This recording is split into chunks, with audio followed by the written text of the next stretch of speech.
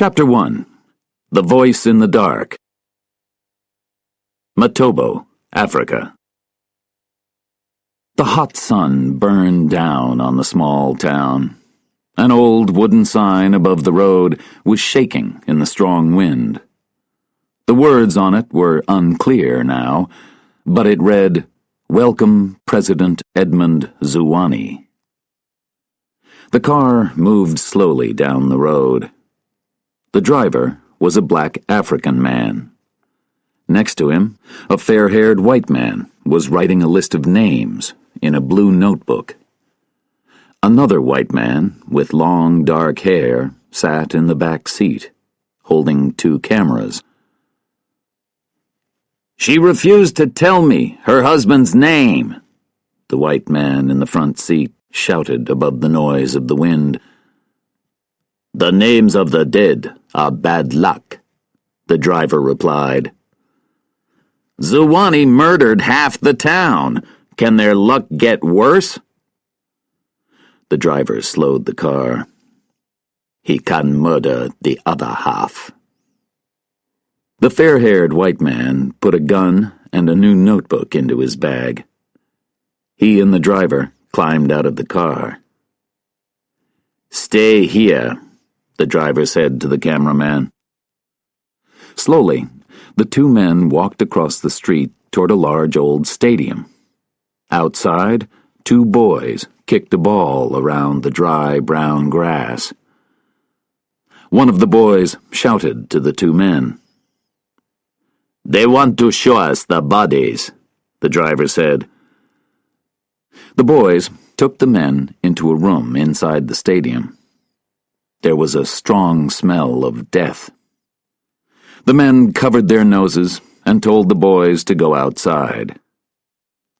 In the dark corners of the room, they could see piles of bodies on the floor. "Zola now" was written in blood on the walls. They started to check the bodies. They recognized some of the dead and found the names of others from the papers in their pockets. The white man pulled the notebook out of his bag and started to write. Suddenly, there was a shout from one of the boys outside. "Somebody's coming," the white man said. The two men ran out into the bright sunlight. There was nobody outside, only the two boys. Slowly, one boy lifted a gun and shot the black African in the chest. Then he turned to the white man and shot him in the stomach. The white man fell to his knees.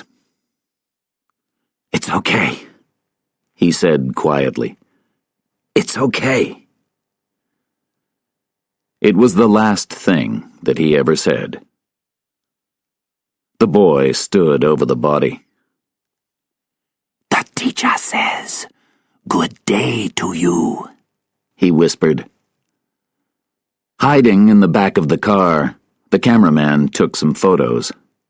Then he quietly climbed out of the car and disappeared into the trees. A few minutes later, another vehicle arrived. The door opened and 3 soldiers climbed out. A tall, well-dressed African man followed them and walked slowly towards the stadium. The United Nations Building, New York. The main hall was full of people. Ambassadors from around the world and their assistants were listening to the Spanish ambassador's speech. The interpreters sat in glass booths above them, repeating his words into Chinese, Russian, French, Arabic. Outside the hall, UN Security Chief Lee Wu spoke to Assistant Chief Rory Robb. "There's a security problem at the main entrance. Put the Secretary General in the safe room. Take the Spanish ambassador out of the building. Then get everybody out." A UN guard came into the English interpreter's booth as Sylvia Broome finished interpreting the Spanish ambassador's words into English. "Can you leave the building quickly, please?" the guard said. Sylvia, a tall woman of about 30, with long fair hair and clear blue eyes, picked up her coat, but left her music case in the booth. "I'm teaching a student tonight," she said. "This bag's heavy, and I don't want to take it downstairs. I'll get it later." The UN security officers worked quickly and emptied the building. Then they took the Spanish ambassador outside to his car. Rory Robb watched the large black car drive through the UN gates. He used his radio to call his chief. "The Spanish ambassador has left the UN," he said. "He's in the US again." Sylvia spent the next few hours in a restaurant with a group of other interpreters. It was 9 o'clock at night when she returned to the UN building. She didn't see anyone as she ran upstairs. She opened the door to the interpreter's booth and picked up her music case. Suddenly, she heard a man's voice. "The teacher will never leave this room," he whispered. He was speaking in Ku, the language of Matobo. Sylvia turned on a light and looked at her desk. One of the microphones in the hall below was still switched on. As the booth lit up, the man stopped talking. Quickly, Sylvia switched off the light, but it was too late. She couldn't see him, but he could see her. She was shaking as she left the booth and ran down the stairs. She heard footsteps, then a door opened and closed. Someone was following her. She ran into the nearest room, the men's restroom, and hid behind the door. The footsteps came nearer and stopped outside. Sylvia pressed her back against the wall. Then, slowly, the footsteps moved away. At the same time, on the other side of town, Secret Service agent Tobin Keller, a tall, thin man with tired, sad brown eyes, was sitting alone in a bar. He sat there for a long time. Then he went to the payphone in the corner of the room and called his apartment. A woman's voice on the answering machine said, "You've reached the Kellers.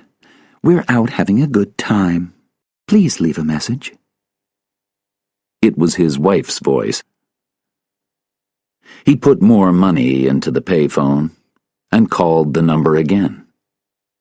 And again. And again. Chapter 2. Truth or Lies.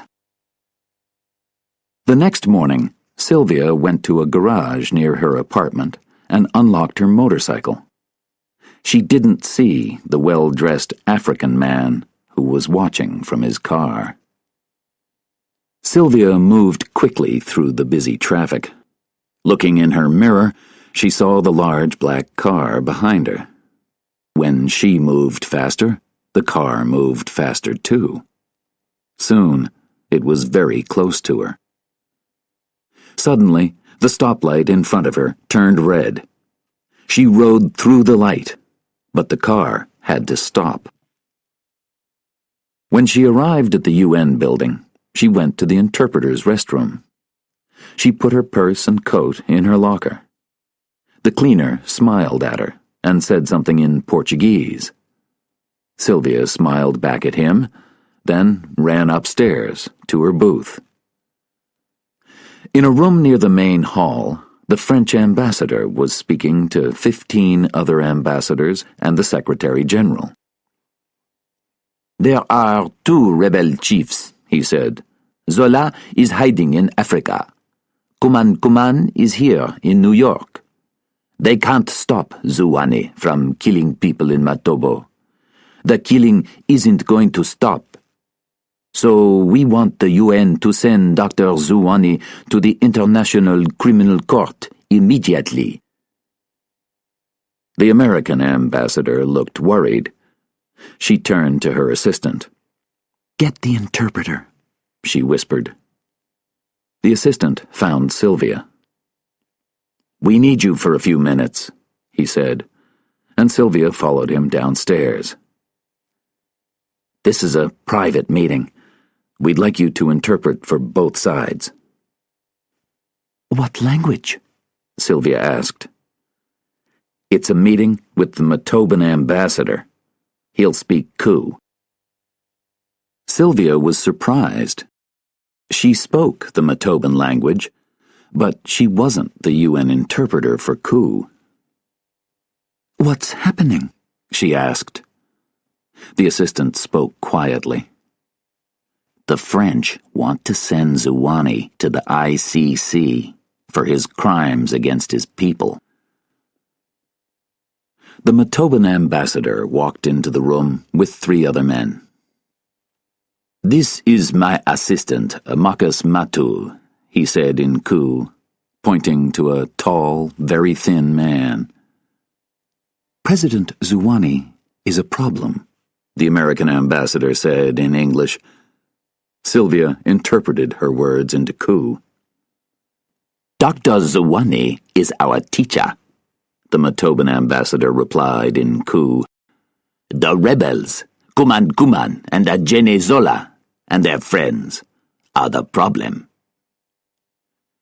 "The United States doesn't recognize the ICC," the American ambassador said angrily. "But we want President Zuwani to leave Matobo. He can take a long vacation or spend time with his family. If he leaves, the French plan will fail. Tell him that." "You can tell him," the Matoban ambassador said in perfect English. "President Zuwani will talk to the United Nations next Friday. He will promise to make changes to his government. The UN will not vote, and your problem will disappear." He and his men walked out of the room. Sylvia remembered the words from the night before. "The teacher will never leave this room." Edmund Zuwani was the teacher. Did somebody want to kill him in the UN building? She had to tell someone. Later that day, Sylvia sat in the UN security office with Chief Wu and Rory Robb. "Why didn't you call us last night?" Rory said. "I was scared, so I went home," Sylvia replied. "Did you see anyone?" Rory asked. "No," she answered. "But they saw me. I didn't understand the words, but today the Matoban ambassador called President Zuwani the teacher. Zuwani's coming here on Friday." "Call the Secret Service," Chief Wu said. Secret Service agent Dot Woods took the phone call. An hour later, she and Tobin Keller drove across New York to the UN building. Tobin's bag was on the back seat of the car. "Did you go home last night?" Dot asked. Tobin shook his head, but didn't speak. "I went to a party," Dot said. "It was somebody's birthday, and I had to sing. You know I can't." Tobin held up his hand. "Dot," he said quietly. "Stop. You don't have to talk." "Okay." There were 10 or 12 protesters outside the UN. One man held a sign. Zuwani must not speak.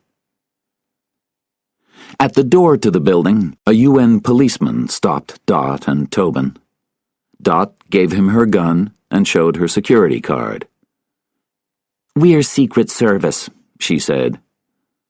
The policeman took the card and looked at it carefully. Then he typed their names into a computer. Secret Service, Tobin said angrily. Part of the United States government. Dot touched his arm. He's new, Tobin, she said quietly. The policeman picked up a phone. You're not in the United States now. You're in the United Nations. Wait here. Somebody will meet you. Rory Robb came to the security gate and took them to Chief Wu's office. Zuwani arrives at 08:45 on Friday, Dot said. We'll meet him at the airport and bring him here. He won't go shopping, and he won't visit the theater. He'll speak to the UN, and then he'll leave. Why is he coming here? The UN wants to take Mr. Zuwani to the ICC, Chief Wu replied. He's going to promise changes, so they change their minds. Tell me about the interpreter, Tobin said, looking at a photo of Sylvia. She was born in the United States, Wu explained. She spent most of her life in Africa and Europe. She studied in South Africa, France, and Spain. She has a British mother and a white African father. She's worked in the UN for 5 years. Tobin and Dot went down to the UN entrance hall. Sylvia was talking to another interpreter, and Tobin recognized her face from the photo. He gave her his card. Ms. Woods and I are with the Secret Service, he said. We protect heads of state at the UN. I don't recognize you, Sylvia said. Our faces are easy to forget. That's why we're good at our jobs. Sylvia smiled and pointed at Dot. Is she guarding you? She asked. Yes, ma'am, Tobin replied. I'm not a head of state, she said. I know, he said. What did you hear? If you hear the voice again, will you recognize it? I don't know. It was a whisper. Whispers change voices. Do they? Tobin asked. You study faces, I study voices. You were in the interpreter's booth at night. Why? Tobin asked. There was a security problem, and I left the building, Sylvia replied. I went back later for my music bag. And you heard 2 guys, Tobin said slowly. They were planning to kill somebody, and they were talking in Ku. Not many people speak Ku. You do. You think I'm lying? Sylvia protested angrily. People lie all the time. I don't, she said. What do you think about Zuwani? Tobin asked. I don't like him. Do you want him to die? I want him to leave Matobo, Sylvia said quickly. That's different. I told the UN security officers so you can protect him. I'm not here to watch people die. Here? Tobin asked. In the UN. I believe in this place, not in guns and war. Listen, they saw me, and I'm scared. You don't look scared, Tobin said. You don't know me, Sylvia said. You don't know what I feel. People don't always cry when they feel sad. I'll find another person to protect me. I'm not your protector, ma'am, Tobin said quietly. I protect heads of state. I'm here to question you. Sylvia gave Tobin his card and walked angrily away. "What do you think?" Dot asked. "She's lying." Chapter 3. Zuwani and the Rebels. Tobin and Dot returned to the Secret Service offices in another part of New York. As they walked through the building, some people said quietly, "Hi, Keller." Some looked away from him. Two men were standing outside Tobin's office. "We're Special Agents Lewis and King," one said. "We're here to help." Tobin's boss, Jay Pettigrew, arrived. "Are you okay?" he asked. "Yes," Tobin said. "I feel better." "The president called me this morning. He's worried. He doesn't want Zuwani to die over here. Get him out of the UN and out of the United States. Use agents from any other organization that you want." Tobin and Dot left the Secret Service offices and went to the CIA. They talked to Agent John Hasrow. "Years ago, Edmund Zuwani was a good guy," Hasrow told them. "Matobo had a very bad government. Zuwani freed the people, and they loved him. Then he changed." He showed them pictures of Zuwani. In each photo, the African president held a gun. Then Hasrow showed them some pictures of dead bodies. "Zuwani murdered 32,000 coups this year. Every year he kills more people. Matobo is a dangerous place. And it's getting worse." "Who wants him to die?" Tobin asked. "Millions of people. And these two men." John showed them a photo of a handsome young African man. "This is a Gene Zola. He's a doctor's son, and he went to school in Paris. He was a peace protester, but now—" "And that one?" Dot asked. John picked up a photo of an older African man with guards around him. "That's the man with two names," Tobin said. "I read about him in the newspapers every day." "One name, used twice," John said. "Kuman Kuman. He lives here in New York. He was Zuwani's friend, but now they're enemies. He got too close to the president's daughter.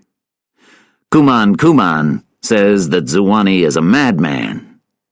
Both Kuman Kuman and Zola are popular, and they both want Zuwani to die." "They want him to die in the United Nations," Tobin said, "in front of ambassadors from 191 countries, in front of the news cameras, in front of the world." He gave John some papers. "This is the interpreter," he said. "Find out everything about her." Dot drove Tobin to the Matoban government offices before she returned to the Secret Service building. Tobin went into the office of Nils Ludd, a tall, middle-aged white man, President Zuwani's head of security. "Tell me about the interpreter," Ludd said. He started to make coffee. "Is she lying? Is she pretty?" Tobin gave Ludd some papers. "This is the UN's information about her. She has a Matoban passport." Ludd looked surprised. "Does she?" "She was born here," Tobin said. "Are you serious?" Ludd asked. "Yes," Tobin replied. "Black or white?" Ludd asked. Tobin looked at the coffee pot. "No thanks." "Is she black or white?" Ludd said angrily. "White." "We need to find out. Is she lying or not?" That night, Sylvia returned to her apartment. It was small and colorful, with African masks and photos on the walls. She lifted the phone, then put it down. She took her cell phone out of her purse and opened it. Then she closed it and put it in her pocket. She ran out of the apartment to a payphone, called a number in France, and listened to the message on the answering machine. "This is Brouillet. Leave a message." "Philippe, it's Sylvia. I must talk to you. Can you call me?"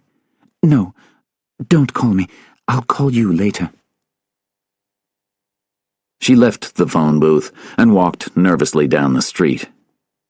There was a young black man behind her. A cell phone rang. The young man stopped and pulled his phone out of his pocket. "Hi, Mom," he said. Dot watched from across the street as she spoke into her phone to the young black man. "Agent Sample," she said, "you're too close." Doug Sample laughed. "Yes, Mom, things are okay. My boss is a problem, but—" Sylvia smiled. He was just another worker walking home. She went back into her apartment building. The well-dressed African man sat in his car on the other side of the street. He watched Sylvia, Dot, and Doug Sample.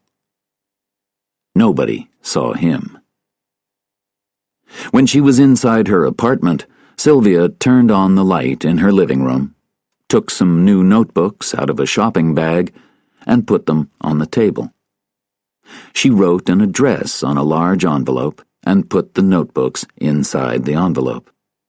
Then she walked slowly to the window and looked down at the dark street.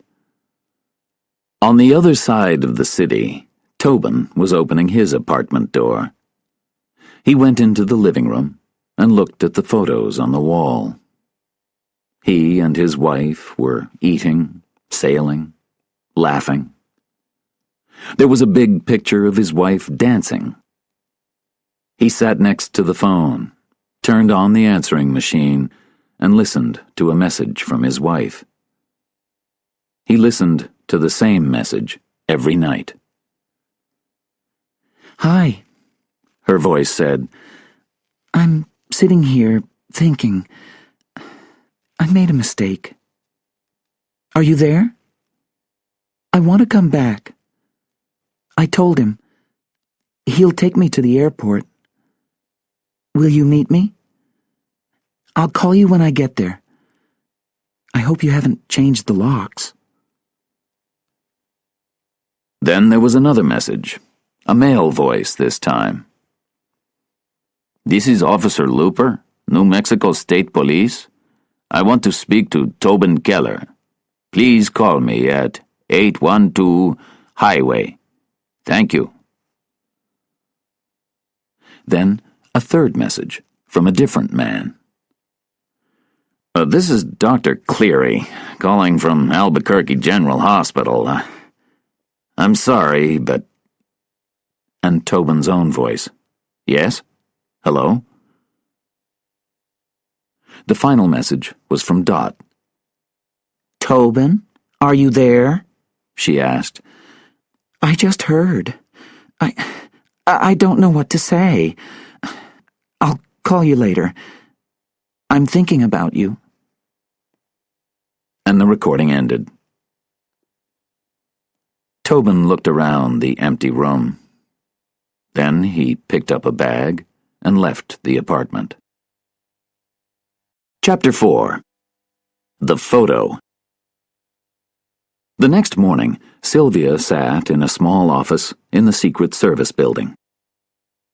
"Put your hand in this machine," an agent said. "I'm going to ask you some questions. The machine will check your answers." Tobin and Nils Ludd watched through a one-way window. "I have some information," Ludd said. "Her parents had a farm in the Mukwa Mountains. In the 1980s, the mountains were full of rebels and soldiers. Her parents were driving her younger sister home from school, and they were killed by accident by Dr. Zuwani's soldiers. How old was Sylvia? Tobin asked. 12 or 13, Ludd replied.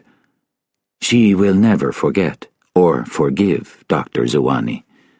I think she wants the UN to send him to the ICC. The agent came into the room. "Can you come with me, sir?" he said to Tobin. "I've done the test, but the results aren't clear. I don't know if she's telling the truth." They left the room. Ludd watched Sylvia through the window, and then he went quietly into the office and stood behind Sylvia. "How were the results?" she asked. "I don't know," Ludd replied. Sylvia turned quickly. Ludd smiled and held out his hand. "I'm Nils Ludd, Dr. Zuwani's head of security. I want to ask you some questions, too." Sylvia watched him carefully as she shook his hand. "What's your opinion of Dr. Zuwani, Ms. Broome?" Ludd asked. "Do you believe that he's a good man?" "I believe in peace and quiet, Mr. Ludd," Sylvia said. "That's why I'm at the UN." "You are not an ambassador. You only interpret." He stopped for a second, then continued. "You heard a whisper, so it will probably be difficult for you to recognize the speaker." Sylvia looked at him. "Maybe," she said slowly. Suddenly, Ludd moved closer to her. "Tell me, do you have a brother?" he asked. Sylvia pulled away from him. The door opened, and Tobin walked in. He looked angrily at Ludd, then spoke to Sylvia. "You can go. An agent will take you back to the UN." Sylvia left the room quickly, and Tobin turned to Ludd. "There are no results from the test," he said coldly. "But I believe her. And next time you want to question an American in the United States Secret Service offices, ask my permission." As Sylvia and Ludd left the building, Tobin and Dot showed some other agents the pictures of Zuwani, Zola, and Kuman. "I'm from Brooklyn," Agent Muhammad said. "Okay, Mo, you can follow Kuman. You and..." Another man spoke. "I was with him when he first came from Matobo." "Okay, Agent Ostroff, you can work with Mo." "Now, Zola," Tobin continued. "The CIA has a list of his friends here in the U.S. We'll get it soon. We're looking at the protesters, too." Pettigrew came into the room. "I want to talk to you and Dot," he said to Tobin. They moved away from the other agents. "What's happening?" Pettigrew asked. "She only heard a whisper," Tobin said. "She won't recognize the voice." "The killers don't know that," Pettigrew said. "Wait a minute, Jay," Tobin protested. "That puts Sylvia in danger. They'll try to stop her." "We've only got 3 days," Pettigrew said angrily. He turned and walked away. An hour later, Tobin had a call from Nils Ludd. "I'm sending you a photo. Can you print the front and back of it?" "Yes," Tobin replied. He looked at his computer and waited for the picture. "Listen," he continued.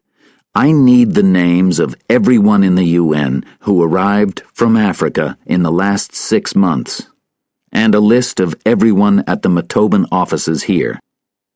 "Why?" Ludd asked. "We want the interpreter to listen to their voices," Tobin said.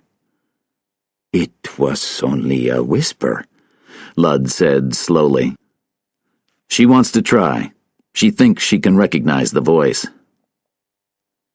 Ludd was silent for a minute. Then he said, "Do you have the photo? Look at it carefully. It's a protest against Zuwani. The speaker is Ajeni Zola. Look at the crowd. Look closely." There was a young white woman in the crowd. The picture wasn't clear. Was it Sylvia? Chapter 5. The African Mask. It was early evening, and there were more protesters outside the UN building. Tobin sat in the main hall. "When Zuwani speaks, this room will be full of people," he said to himself. Will the killer be here too?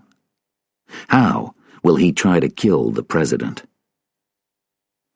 Sylvia came in behind him. "Do you have any more information?" she asked. "A little," Tobin said. He took the photo out of his pocket and put it on a desk. "Is this you?" Sylvia turned over the photo. There were names on the back. "It was a peaceful protest," she said. "I was listening." "And after you listened?" "You're asking the wrong questions," Sylvia said angrily. "Why was this picture taken? Why were the names written on the back?" "Because it's important information. We do the same thing here in the U.S. "In Motobo, it's different. A protest is a crime in Motobo. And this is a death list. Who gave you this? And why?" "You're hiding something," Tobin said. "What is it? How do you feel about Zuwani?" "I feel sad," Sylvia said slowly. "Don't you feel angry? Don't you want Zuwani to go to court? He hurt you.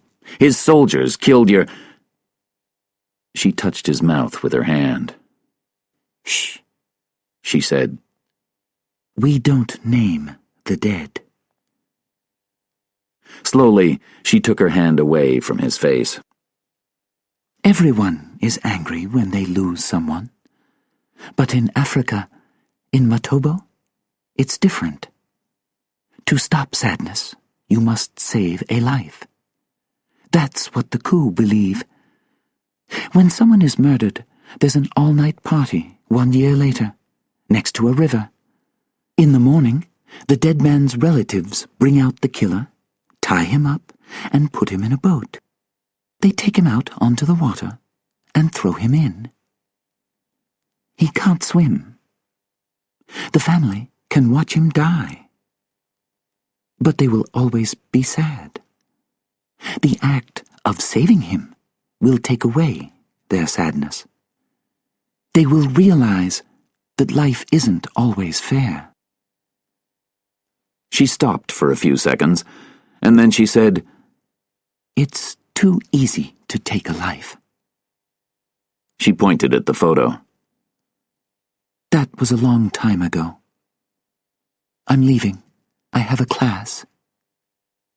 Later that night, Sylvia sat in her apartment and thought about Africa.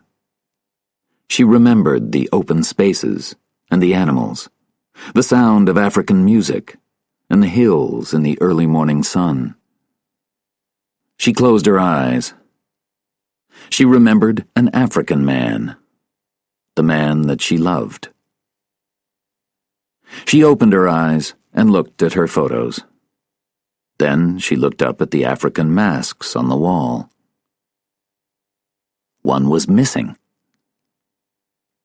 The telephone rang, and she ran to it. "Hello?" she said nervously. "Philippe? Hello?" Nobody replied. She put the phone down and turned to the window. A man was standing on the fire escape. He was wearing the missing mask, and he had a cell phone in his hand.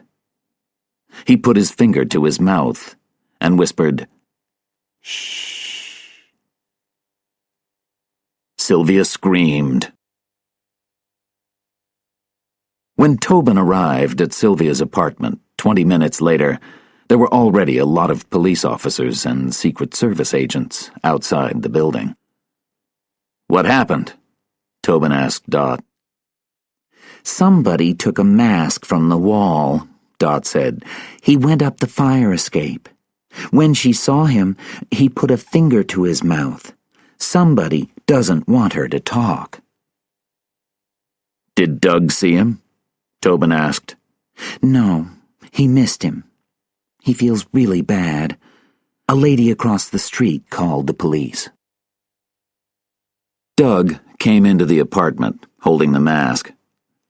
"I found this on the roof." An agent looked closely at it. "There's a hair inside it. We'll test it. It'll help us to find him." Tobin walked across the room to Sylvia. "Who has a key to your apartment?" "Nobody." "And the door was locked. Where do you keep your key?" "In my purse," Sylvia said. "Have you had your purse with you all day?" Tobin asked. "Yes. No. It was in my locker at the UN." She was shaking. "So, you're sitting here having a nice, quiet evening at home. Then a man in a mask waves to you from the fire escape." "Yes." Sylvia almost smiled. "That's what happened." Tobin turned to Dot. "I want somebody to look at her locker. Look for fingerprints. I'm taking her out for an hour." They went to a bar and sat at a back table. A waitress brought them 2 beers, and Tobin looked at a photo of the mask. "Is this a special mask?" Tobin asked. "A war mask?" "No," Sylvia replied. "It's a mask of peace. It was a gift." Tobin looked more closely at the photo. "What are those words inside it?" "They say, 'I promise,'" Sylvia said slowly. She was silent for a minute, then she continued. "I'll be honest with you. My brother gave it to me. I still have a brother, Simon, in Matobo." "What was the promise?" "I don't know. I didn't ask him. We haven't spoken for a long time." "What does your brother believe in?" Tobin asked. "Does he hold a gun? Or does he believe in peace too?" Sylvia thought about her brother and smiled. "He believes in lists. When we were children, we lived on a farm. We were often bored. I read and fought with my brother. He kept lists of strange facts in cheap notebooks. He had one notebook for his favorite words. That's probably how I became interested in words." "Is he part of all this?" Tobin asked. "Why did the killers only try to scare you tonight? Why didn't they kill you? If you can recognize the voice—" She looked at him sadly. "You don't believe anything I say. We're standing on opposite sides of the river, aren't we?" she said. "Give me a reason to get to the other side," Tobin said. They finished their beers, and Tobin took her back to the apartment. The agents and police officers were gone. Sylvia stood at the door while Tobin checked the rooms, the closets, and the fire escape.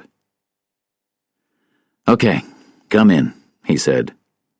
"There's a police car outside. They'll watch you until tomorrow morning." "And then?" Sylvia asked. I don't know. I'll think of something. Thank you. Her voice was very sad. Tobin moved toward the door, then he stopped. My wife was killed, he said. He didn't turn around or look at her. 2 weeks ago. She left me and went away with another man. She was coming back. She was a dancer. Eddie was a dancer, too. He was a great dancer, but a bad driver. He drove into a bridge outside Santa Fe on the way to the airport. Tobin stopped, and then he said, "So I can't take her back this time." He turned and looked at Sylvia. "I'm happy that Eddie's dead. I wanted to kill him. That's not very cool." He looked around the room. "If you need anything, go downstairs, or call the police. Or call me." He wrote his cell phone number on a card. Doug and Dot were waiting outside the apartment building. We found an empty apartment on the opposite side of the street, Dot said. We can watch her from there. Mo and I will watch her tonight, Doug said. Lewis and King are with Kuman Kuman. Okay, Tobin said. I'm going home. Call me if there's a problem. Later that night, the well-dressed African quietly opened the door of a small, dirty apartment in the Crown Heights area of New York. Another African man was sleeping on the bed. The well-dressed African shook him awake. "Hello, Jamal. Where's the mask?" he asked. It fell, the other man said. He was scared. I was running. I didn't leave any fingerprints. I was wearing gloves. On your head? Did you leave any hair in the mask? The well-dressed African shouted angrily. He hit Jamal hard. Then he pushed his face down into the bedclothes until Jamal stopped moving. 5 minutes later, he left the apartment. He climbed into a large black car. Nils Ludd and Marcus Matu were sitting in the back seat. Chapter 6. The Search for the Cleaner. The following morning, Tobin met Rory Rudd in the UN building. The door of her locker was clean, Rory said. There were no fingerprints on it. Somebody had a key, used it, and then cleaned the locker. We're looking for a cleaner. Or another interpreter, Tobin said. He called Doug. Go down to the interpreter's restroom and talk to the cleaner, he ordered. Take somebody with you. Find out about that locker. An hour later, Doug and another agent, Russell, were trying to talk to the cleaner. Did you clean around these lockers yesterday? Russell asked. The Portuguese cleaner didn't understand the question, so Russell asked him again. The cleaner shook his head. I wasn't working, he said slowly. Yesterday, Jamal worked for me. Russell looked at his papers. Jad Jamal, he said. He lives in Crown Heights. The two men left the UN. Soon they were in Crown Heights, running up the stairs to Jamal's apartment. They knocked loudly on the door. The well-dressed African opened the door and looked calmly at the two agents. He wasn't wearing a jacket, and he was holding a towel in his hand. Doug showed his security card. Secret Service, he said. We want to talk with Mr. Jamal. The well-dressed African smiled and shook his head. "He doesn't understand English," Russell said to Doug. Doug tried again. He showed Jamal's picture to the African. "Does this guy live here?" "No, not here," the African said. He opened the door. "You want to see?" Doug gave him a card. "Tell him to call this number, soon." The agents ran down the stairs and out of the building. The well-dressed African smiled again, closed the apartment door, and threw the card onto the floor. Back at the UN building, Sylvia was upstairs in the interpreter's lunchroom. She picked up a newspaper and looked at the front page. There was a story about Kuman Kuman in New York. Kuman Kuman, a man of the people who now takes the bus. Suddenly, Sylvia had a plan. She threw down the newspaper and ran to the door. When she reached the doors to the UN building, a woman stepped out in front of her. "Ms. Broome?" Sylvia turned, surprised. "I'll take you home," Dot said. As they climbed into the back of a Secret Service car, they didn't notice a man watching them. He was unshaven, and his eyes were red with tiredness. His long dark hair was dirty. "Tobin is sometimes difficult," Dot said. "I'm sorry. He's having a bad time." Sylvia didn't answer. She was looking out the car window. "He lost his wife." "Did you know her?" Sylvia asked. "She was a dancer." "Are you in love with him?" Sylvia asked. Dot turned quickly and looked at Sylvia. There was a long silence. Then she said, "Sometimes." The car stopped at Sylvia's apartment, and she got out. She smiled at Dot, then ran up the steps into the building. A few minutes later, she was sitting at her desk when the phone rang. In the apartment across the street, Dot listened to the call, with Agents Lewis and King. "Hello?" Sylvia said. "Sylvia, it's me, Philippe." They spoke quickly in French. Then Sylvia put down the phone. She picked up her coat and left the apartment. "I'll follow her," King said. Sylvia ran into the street and climbed onto her motorcycle. King got into his car. There was a lot of traffic, but Sylvia moved quickly through it. King couldn't follow her. He called Dot. "I lost her," he said angrily. He drove through the streets, and then he saw her. Chapter 7. The Cameraman. Sylvia met Philippe in a park on the east side of the city. He kissed her, and they sat down on a wooden seat. She looked at his long, dirty hair and his tired eyes. "Is Simon part of this?" Sylvia asked. "Are you part of it? Why are you here?" Philippe looked at her. His silence scared her. "I've done something terrible," he said in English. "Somebody called me. One of Kuman's people. I thought it was one of Kuman's people. He wanted to organize a meeting with Zola.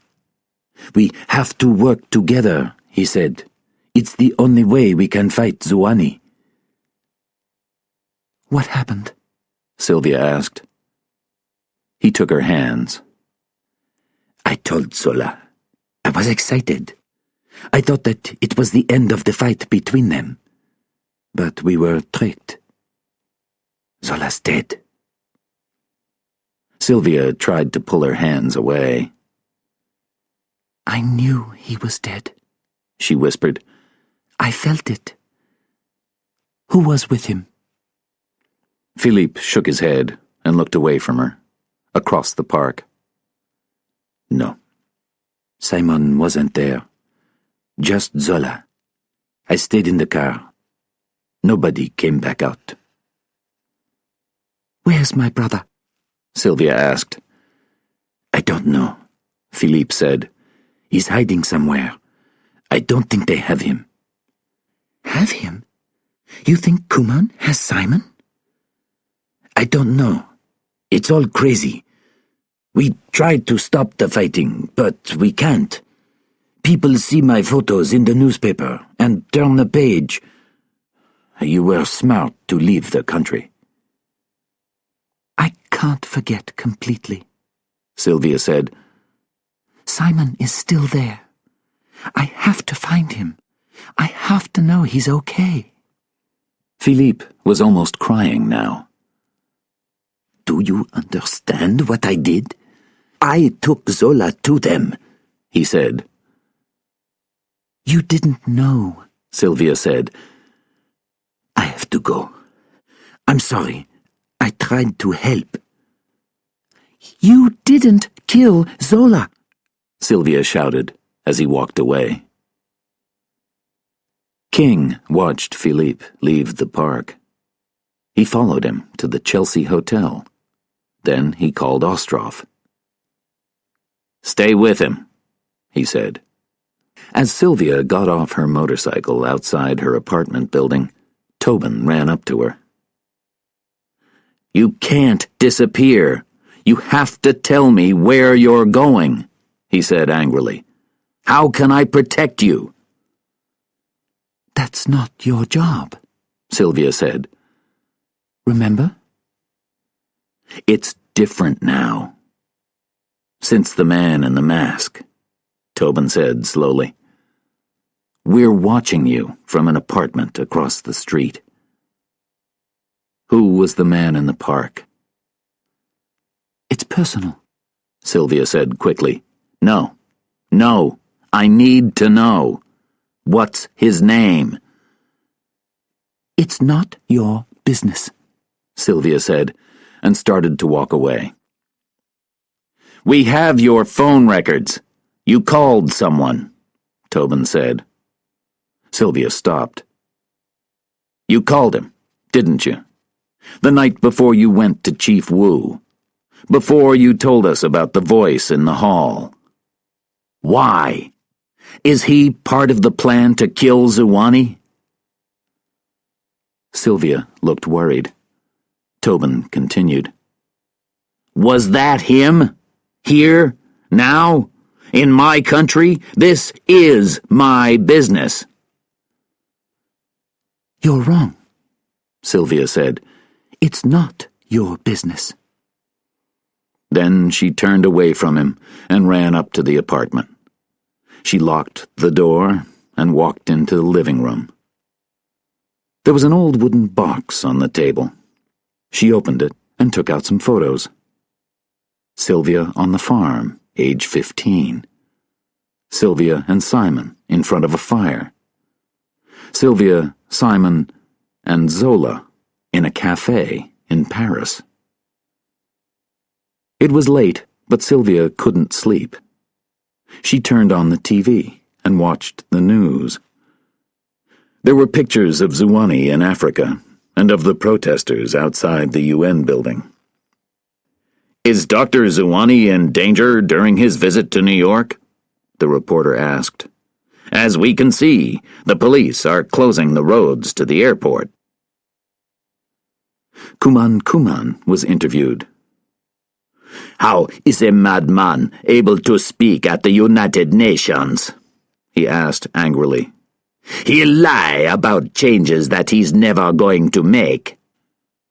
Zuwani wants to stay in Matobo as president.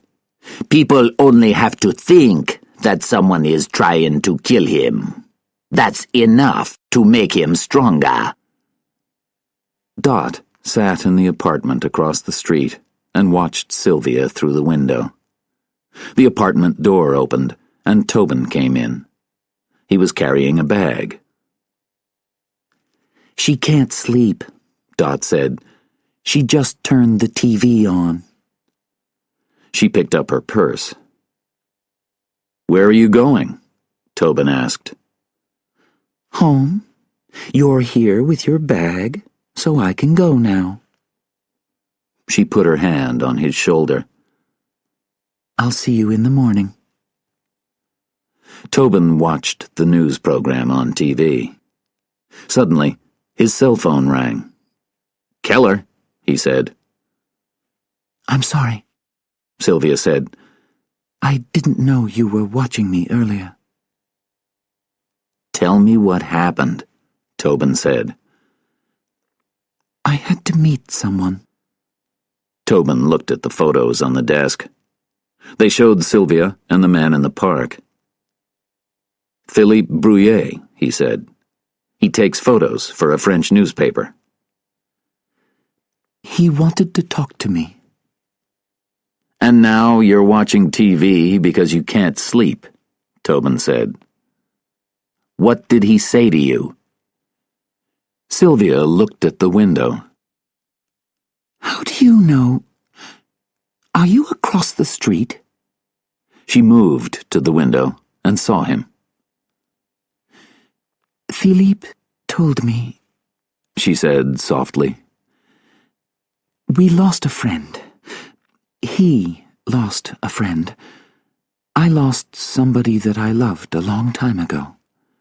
I spend a lot of time trying to remember Africa. Now, it's everywhere. She was silent for a minute, and then she continued. Why am I calling you? What do you do when you can't sleep? I stay awake, Tobin said. He heard her laugh. You don't name the dead, he continued. Why? What happens? You move past them, Sylvia said softly. You leave them behind. You're having a hard time. Yes, Tobin said. And I know you are too. They were both silent. Then Sylvia said, Will you be there until the morning? Yes, I'll be here. I'll try to fall asleep while we're on the phone. Is that okay? That's fine, Tobin said. He watched her through the window. She went into the bedroom and lay down. The phone was still in her hand. It was quiet for a long time. Then she whispered, Good night. Good night, Tobin said into the phone. End of CD 1. Chapter 8. The Bomb on the Bus. Next morning, Sylvia left her apartment and walked down the street. King sat in his car and watched her. Please don't take the motorcycle, he said to himself. She walked past the bike to King's car, opened the back door, and got in. You can drive me, she said calmly. They drove silently through the New York streets toward Brooklyn. Suddenly, Sylvia said, I'll get out here. King stopped the car. After Sylvia climbed out, he called Tobin on his cell phone. Tobin was in the Secret Service offices with Russell and Dot. She's where? He said. King told him the name of the street. Kuman lives near there, Tobin said. Stay in your car, but follow her. He turned to Russell. What happened? He asked.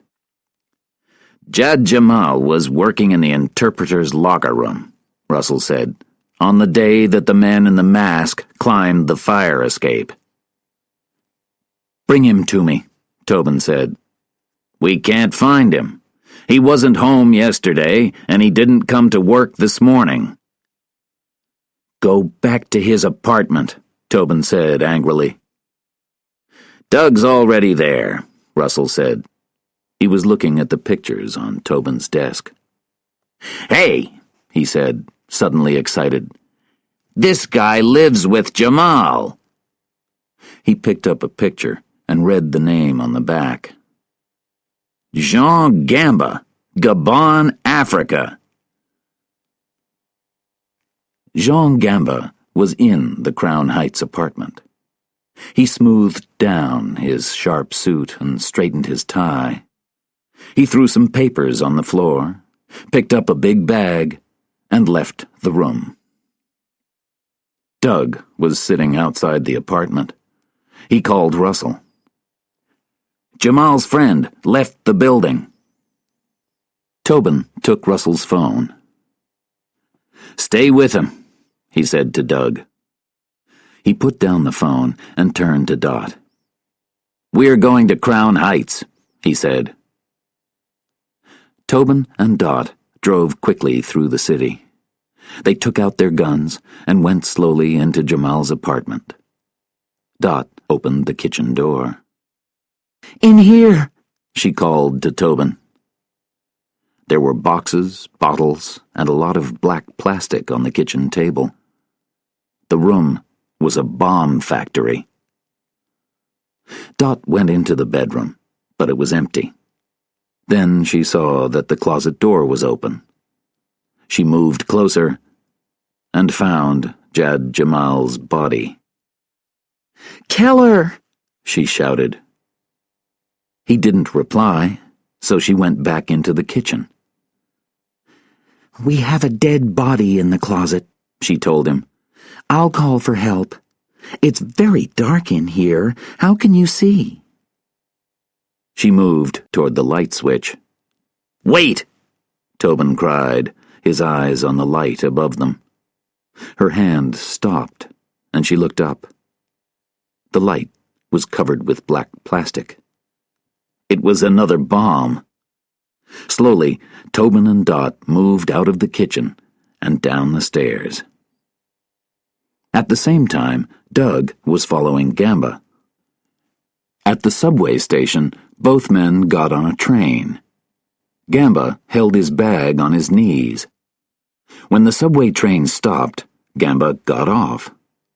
Doug waited for a second and then followed. They walked up the stairs onto the Brooklyn streets. Gamba walked to the bus stop and got in line. A few 100 meters away, Muhammad was watching Kuman's apartment. He saw the rebel leader leave his building and walk down the street with his guards. The African said hello to a neighbor and gave some money to a homeless person. Suddenly, Muhammad saw Sylvia standing at a bus stop. Why was she there? He looked down the street and saw King's car. What was happening? Kuman walked toward the bus stop. He and his men stopped next to Sylvia. When the bus arrived, one of Kuman's men stepped in front of her. There's a line, Sylvia said angrily in Ku. Kuman heard her and smiled. He followed her onto the bus. Muhammad ran to the bus and jumped on too. King picked up his radio and spoke urgently to Tobin. She just got on the bus with Kuman. What's she doing? Tobin shouted. Sylvia found a seat and sat down, and Kuman sat across from her. His men looked nervously at them. Did you speak Ku, my language from home? Yes, Sylvia replied. I'm Tobin. He gave her the smile of a man who liked pretty women. Do you know who I am? He asked. Yes, you're a killer. You ordered the murder of Ajeni Zola, Sylvia said angrily. The other men moved closer, but Kuman held up his hand. "Who told you this?" Kuman said. "Where's my brother?" Sylvia asked. "Your brother?" Kuman said. "Who is your brother? I don't know who you are. You're very brave. Or crazy." "You wanted a meeting with Zola. Your people called Philippe Brouillet. You know him." "I don't," Kuman said. "So someone wants you to believe that I killed Zola? You are wrong. You should believe me, Miss Matoban." "Why?" Sylvia asked. "Because I want to work with Zola. We cannot win alone, but we can win together. He has people who can fight. I have money. I wanted a meeting, but I didn't ask for one. If Zola is dead, that's bad news for everyone." The bus slowed and stopped. Jean Gamba climbed on, found a seat behind an old lady, and sat down. He opened his bag, took out a small lunchbox, and put it on the floor under his seat. Doug sat down a few seats behind Gamba. He saw Sylvia, but she didn't see him. He recognized Mohammed and turned away. Then he pulled out his phone and called Tobin. "We have a problem," Doug said. "Gamba and I just got on the 33 bus with Mohammed and Sylvia Broome and Kuman. "You're all on the same bus?" Tobin said in surprise. "Yes." Suddenly, Tobin understood. The bomb factory. Gamba was on the bus with Kuman, and he had a bomb. "You and Mohammed, get off, and get Ms. Broome off, too. Now!" "We can't do that," Doug said. "We're moving." "Is Gamba carrying anything?" Tobin asked. "A bag. It's on his knee." "Can you get to him?" Tobin asked. "No, he'll see us," Doug said. The bus slowed down. "We're stopping." At the back of the bus, Kuman was still talking to Sylvia. "What do you do here, so far from home?" he asked. "I work, and I hope," Sylvia replied. "Like me," Kuman said. "I don't think so," Sylvia said angrily. "Where do you work?" "I'm an interpreter at the UN."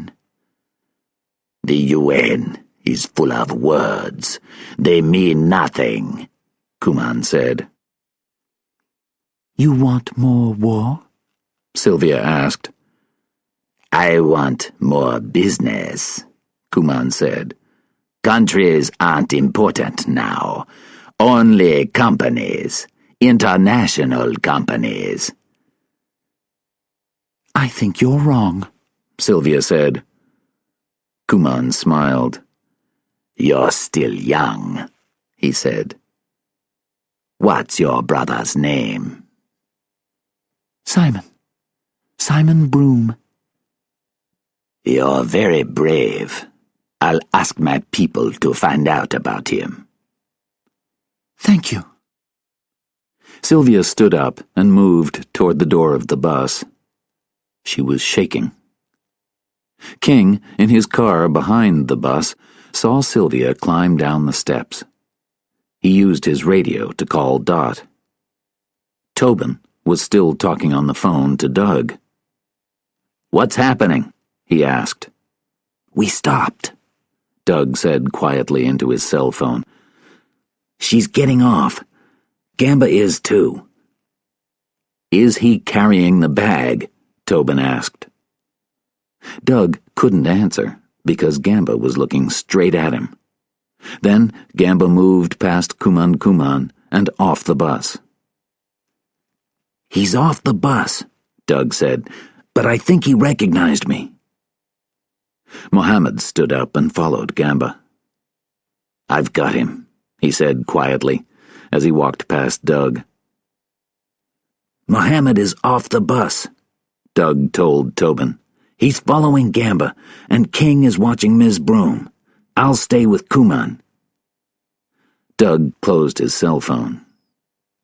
"Get off the bus now!" Tobin shouted. But he was too late. An old woman opened the bus window and shouted, "Sir, excuse me, you forgot your lunch." She pointed at the lunchbox under the seat. Doug looked out the window and watched Gamba walk away. Suddenly, he knew. "Oh, no," he thought. There was a terrible noise, then a ball of fire. In the street, Mohammed and Sylvia fell to the ground. Chapter 9. Sylvia's History. Tobin and Dot drove quickly across town to the burning bus. The air smelled of smoke and death. They saw bodies under sheets. The windows in King's car were broken, and a doctor was helping him. Mohammed was sitting on the sidewalk, and Dot walked toward him. There was no sign of Doug. Sylvia and a doctor were helping a small child. His mother lay unmoving on the ground. As Sylvia looked up, Tobin saw blood on her face and arms. She saw him, then turned back to the child. An hour later, Tobin took Sylvia home. For a long time, she was silent. Then she spoke. "When I was a child, the driver on the school bus carried a gun. It scared me. That was 16,000 kilometers away. Now..." She shook her head. Tobin stopped the car outside her apartment, and they both got out. Sylvia turned to him. "Thanks for bringing me home," she said. She opened the door to her building. "Why were you on the bus?" Tobin asked. "Can we talk later?" Sylvia said. "No," Tobin replied angrily. "I lost a man today. He was very young, only a kid. We're going to talk now." Sylvia tried to close the door, but he stopped her. He followed her up the stairs into her apartment. "How do you know Kuman?" he asked. "I don't," Sylvia protested. "I never met him before." "You're lying to me again." "I'm not lying. I wanted him to help me." "With what?" Sylvia shook her head. "I can't tell you. Someone will get hurt." "Why did you leave Africa?" Tobin shouted. "I told you." "Why did you come here?" "Stop shouting at me," Sylvia said. "Stop lying to me," Tobin said. "I was on a bus that was destroyed. I can't think while you're shouting." She sat down and put her head in her hands. Tobin took 2 pieces of paper from his jacket pocket and put them in front of Sylvia. There was a list of names on the first piece of paper. The names of people in an African rebel group called the AFP. The second piece of paper was a photo that showed Sylvia with a young white man.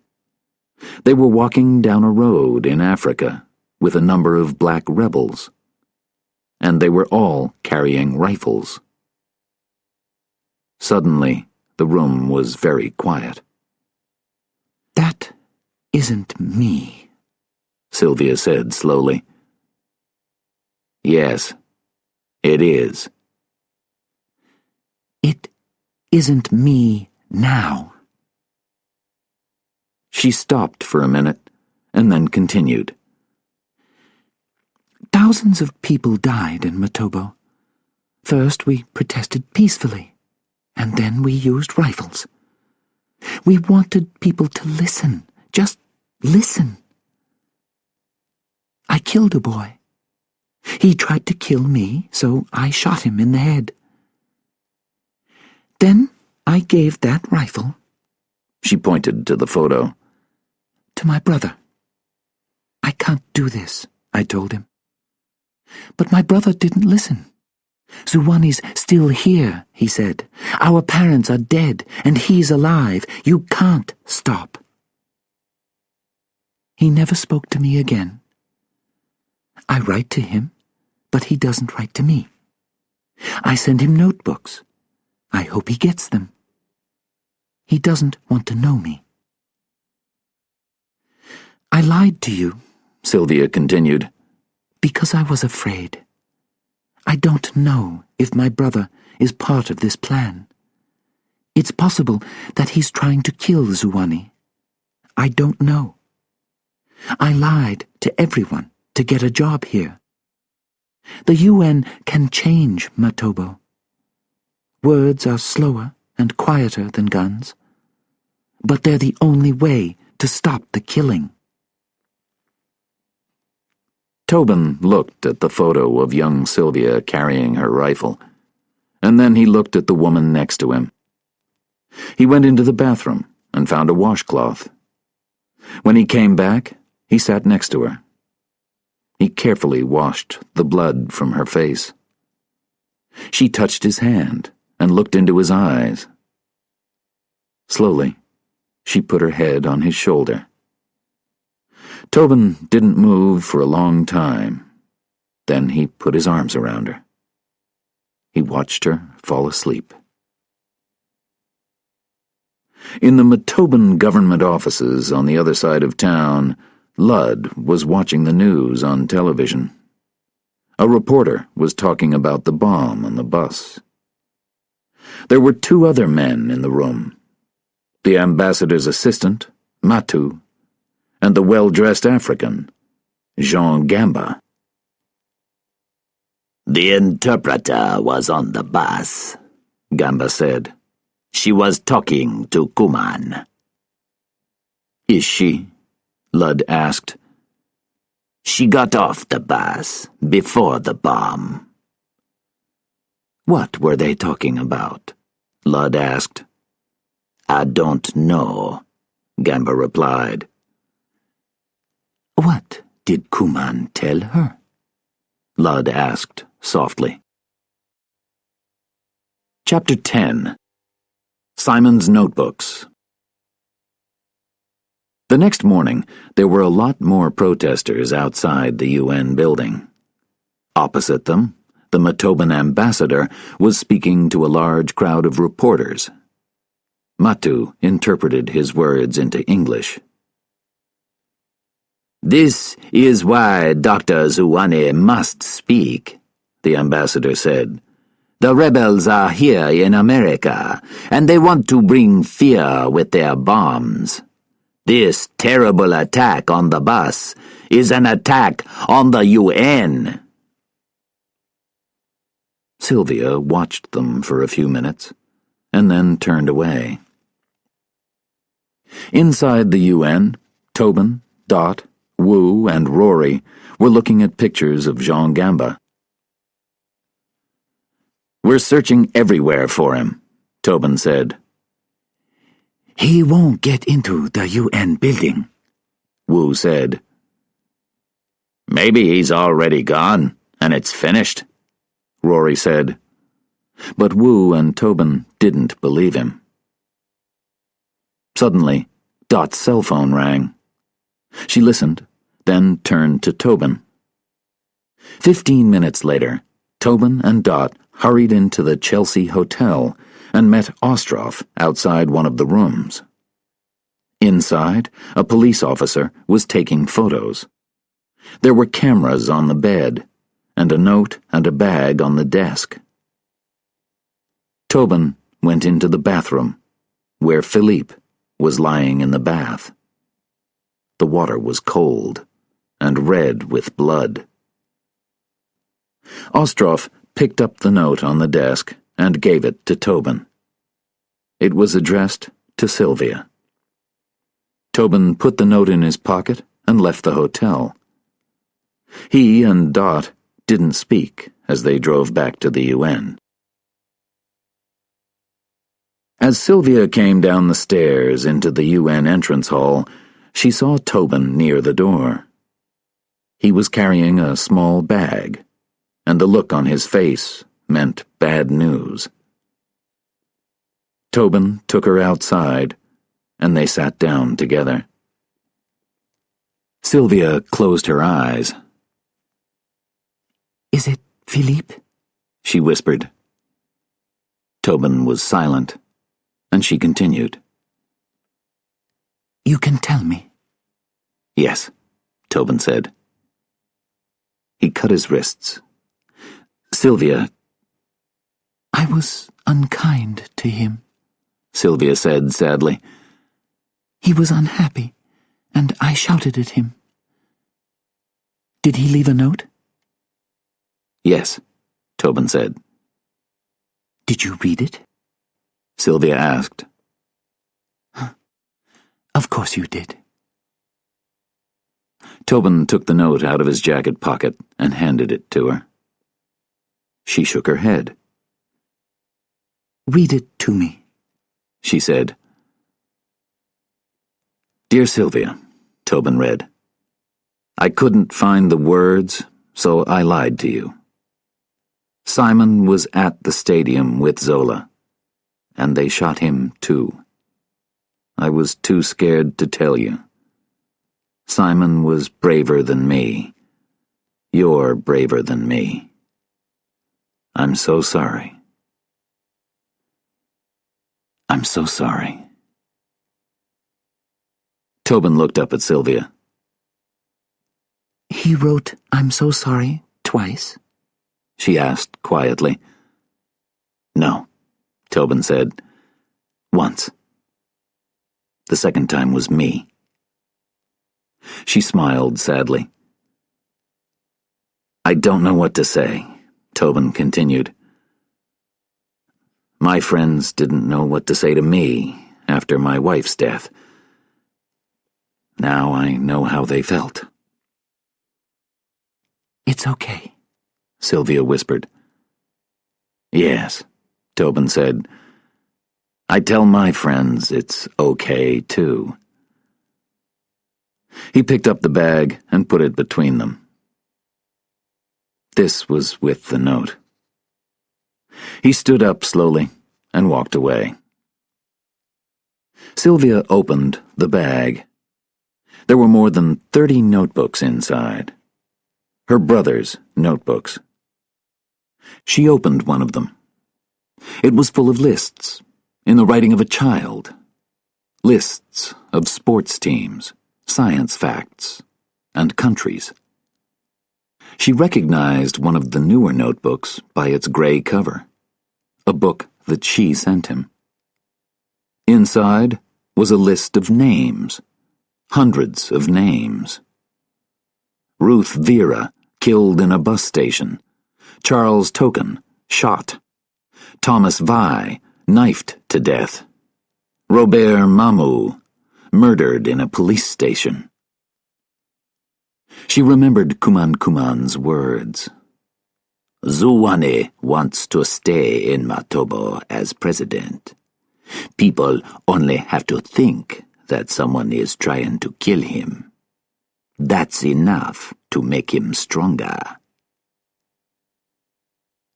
She remembered her parents and her sister and the soldiers that killed them.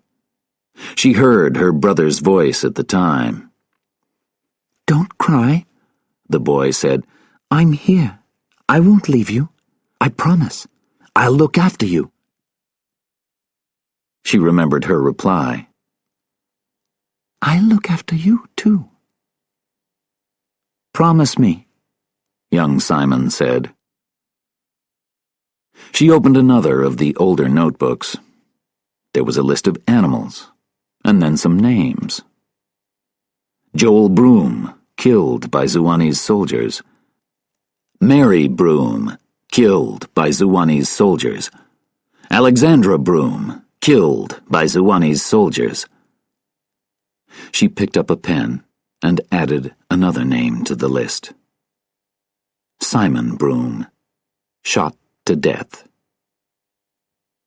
She looked up at the sky.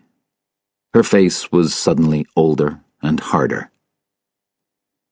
I promise, she whispered as she wrote another name in the notebook. Sylvia Broome, shot to death. Chapter 11. Death of a Killer. Later that night, while Russell was playing cards in the apartment across from Sylvia's home, Tobin looked at some photos. There were photos of Philippe, dead in the bathroom, and Jamal, dead in the closet. There were police photos of the African mask and the bomb factory kitchen. He looked closely at a list of telephone numbers on the kitchen wall and copied them onto a piece of paper. He read a police report. The hair in the mask was Jamal's. There were photos of the people from the Motoban ambassador's office. He looked at Philippe's pictures from Africa.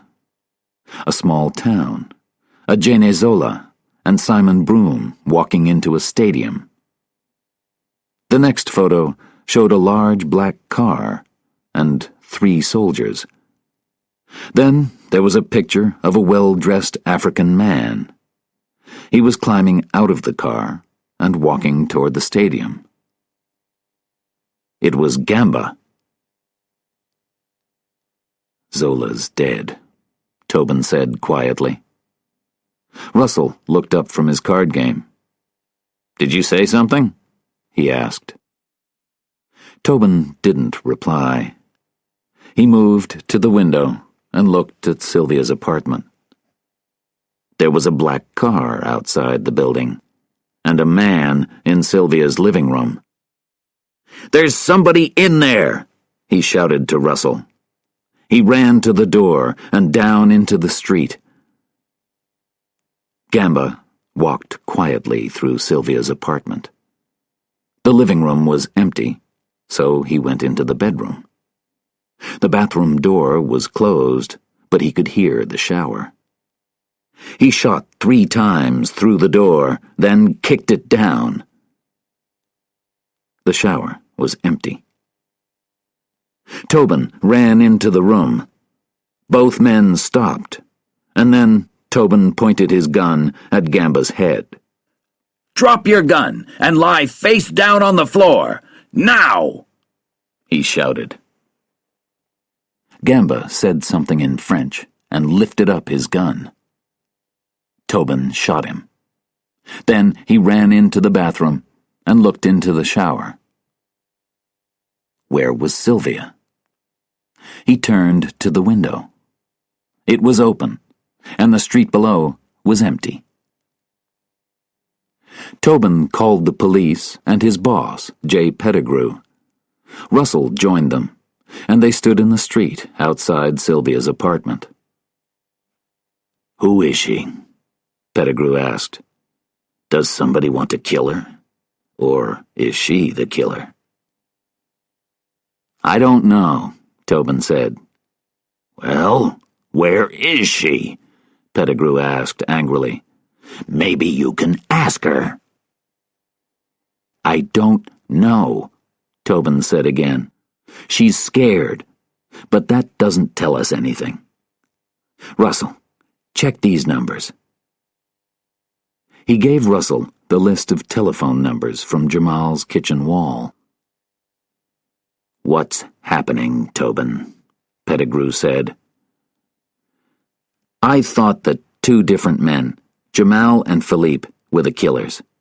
But they're both dead. Somebody wants us to think it's one of them. It isn't." "What about Sylvia?" Pettigrew asked. "When something happens, she's always there. She was on the bus with Kuman." "I don't think she's a killer," Tobin said. "Then who are we looking for?" Pettigrew said. "Zuwani will be here tomorrow morning. We don't have much time." A police officer brought out Gamba's body. Nils Ludd arrived at the same time and looked at the dead man's face. "Who is he?" he asked. "Jean Gamba," Tobin said. He looked closely at Nils Ludd, but Ludd's face was empty. "Our bomber," Tobin continued. "I shot him." "Where is the interpreter?" Ludd asked. "She's gone. He missed her," Tobin said. "Can I look upstairs?" Ludd asked. Tobin sent an agent upstairs with him. "Go home and get some sleep," Pettigrew said to Tobin. "I'm going to wait for her," Tobin protested. "No, you're not," Pettigrew said. "Russell and Dot can look for her. You need sleep. I want you to be awake tomorrow morning." He looked at his watch. "This morning. We have 7 hours."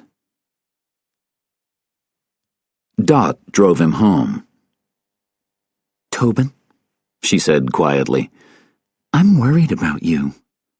They're not our family, and they're not our friends.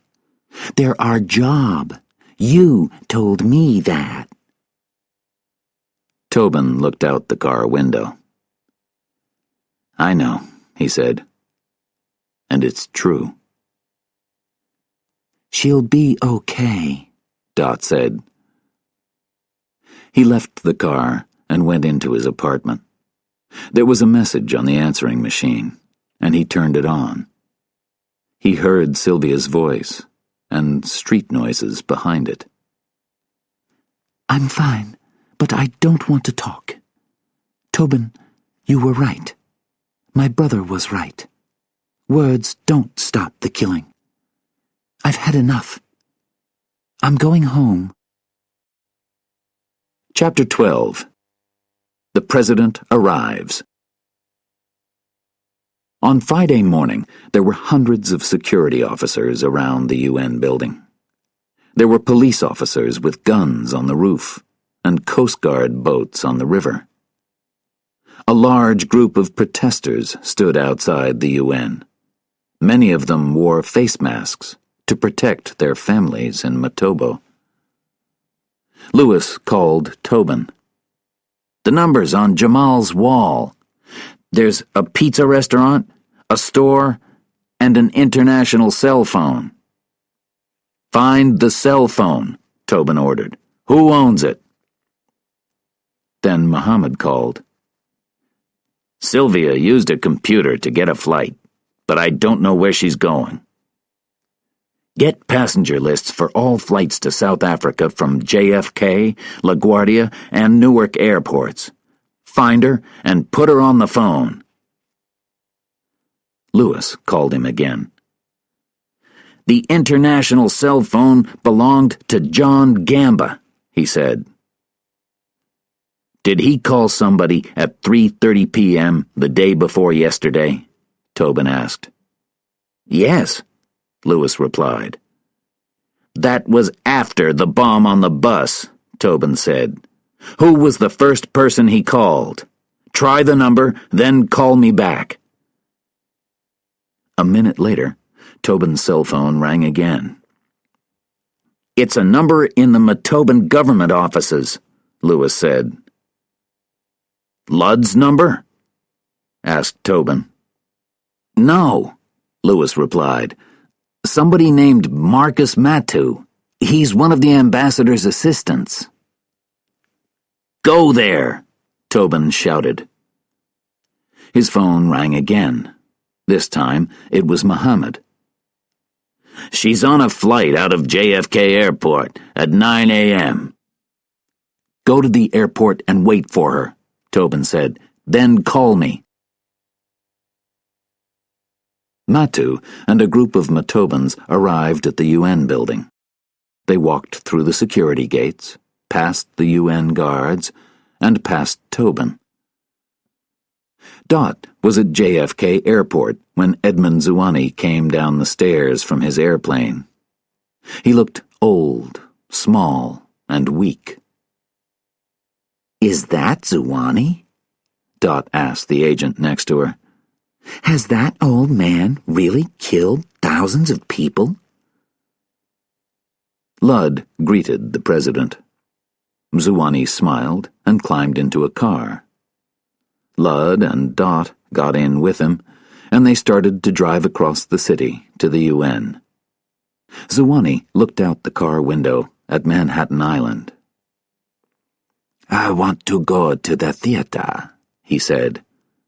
"That's not possible, sir," Dot said. "Last time I came here, there was a lot of sky," the president said. "Now there are more tall buildings." "You came here 23 years ago, Dr. Zwane," Ludd said. "Things change." "They get less important," Zwane said. "They put flowers on the bridge during my last visit.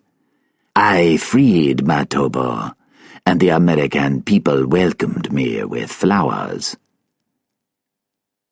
A few minutes later, the car arrived at the UN building. The protesters shouted angrily and waved their signs at the president. He looked surprised. "Are these people here for me?" he asked Dot. "Yes," Dot replied. Tobin opened the car door, and Zwane climbed out slowly. Ludd took his arm and helped him into the building. Tobin's cell phone rang again. I'm at the airport. I can't see her, Mohammed said. "Stay there," Tobin said. He turned to Pettigrew. "Can we keep Zwane in the safe room? It will give us more time." "We can try," Pettigrew said, "but he wants to speak." Tobin called Lewis and King. "Are you at the Matoban government offices?" he asked. "Yes," Lewis replied, "but Matu isn't here. He didn't come in this morning. Nobody knows where he is." "They know where he is," King said, "but they won't tell us." "Get a photo of him and send it to the UN security officers," Tobin said. "Then go to his home address." 2 minutes later, a UN security officer came up behind him. "This picture just arrived, sir," he said, and he gave Tobin a photo of Matu. Tobin looked at it carefully and recognized the face. "He's here!" Tobin shouted. "I just saw him at the top of the stairs!" He left Dot with Zwane and ran into the main hall. It was full now with hundreds of people who were waiting for Zwane. Tobin saw Ludd sitting with the other people from Matobo. He looked up and saw the interpreters in their booths. He looked for Matu, but he couldn't see him. Chapter 13. Murder in the UN. Marcus Matu went into the men's restroom and pulled the paper towel cover from the wall. Pieces of a rifle were hidden behind it. He put them in his bag and left the restroom. Then he ran upstairs to the interpreters' booths.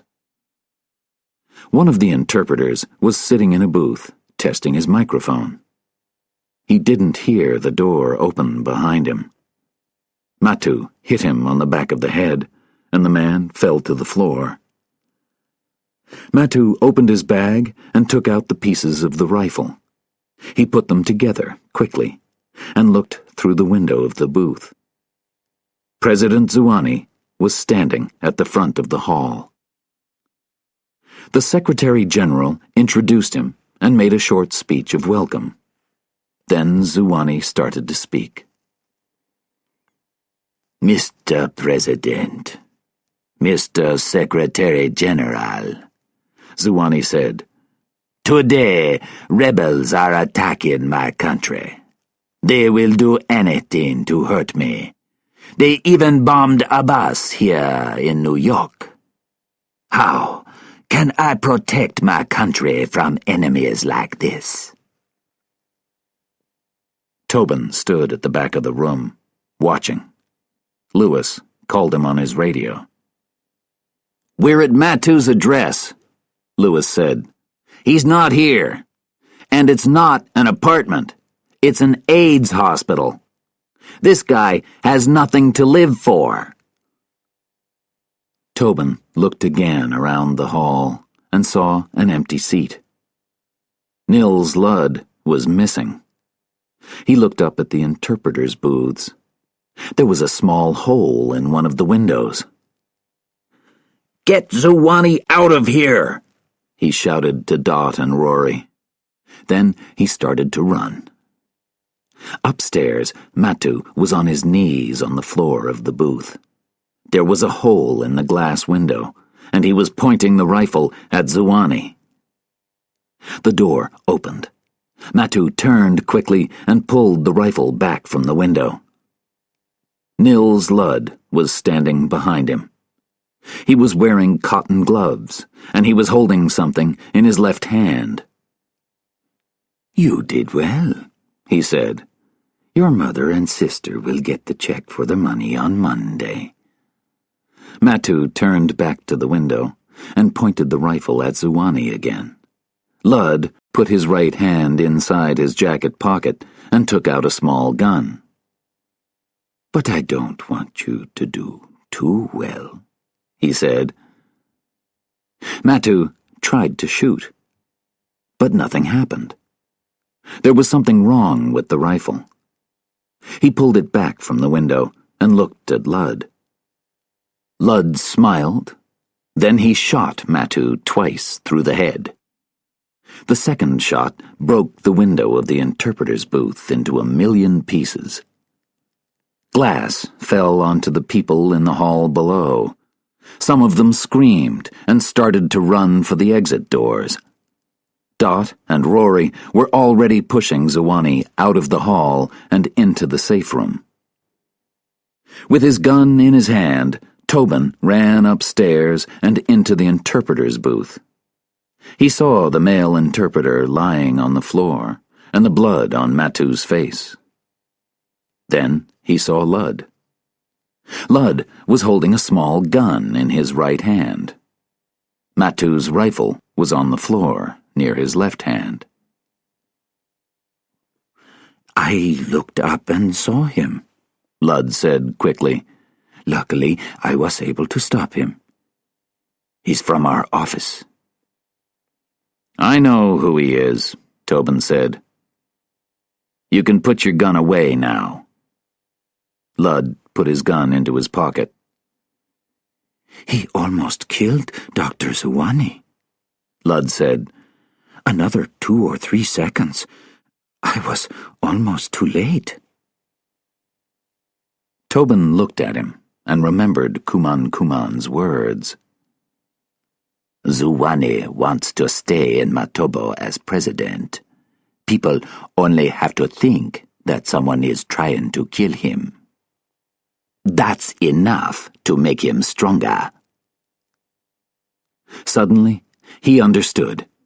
He moved toward the rifle and started to pick it up. "Don't touch the rifle!" Ludd shouted. "Why?" asked Tobin. "Because I'm not wearing gloves? It's warm today. Why are you wearing gloves?" "What? I... Ludd couldn't answer. "When the rifle didn't work," Tobin said, Matu was probably very surprised. Did you have time to put the piece back in? He pointed the rifle, and Ludd jumped back. Yes, Tobin said. I guess you did. But you were wearing gloves, so nobody will know. Only Matu's fingerprints are on that gun. The door opened, and 2 UN security officers came in. Ludd reached into his pocket for his gun, but Tobin and the officers were quicker. Dot ran into the room. Nobody is going to shoot Zuani, Tobin told her. It was a smart plan. People will listen to a man in danger. They'll understand why he has to kill. He turned to Ludd. Are you the bad guy, Ludd? Or are you working for a bigger bad guy? He and Dot left the room. Are you okay? Dot asked. Where's Zuani? Tobin asked. In the safe room. What happened in there? Tobin started to answer, but his cell phone rang. It was Mohammed. I've checked every flight and every hotel in New York. I've asked her friends. Nobody knows her very well. They don't know where she is. I know her, Tobin said slowly. She said, I'm going home. Where is home? Dot asked. Here, Tobin said.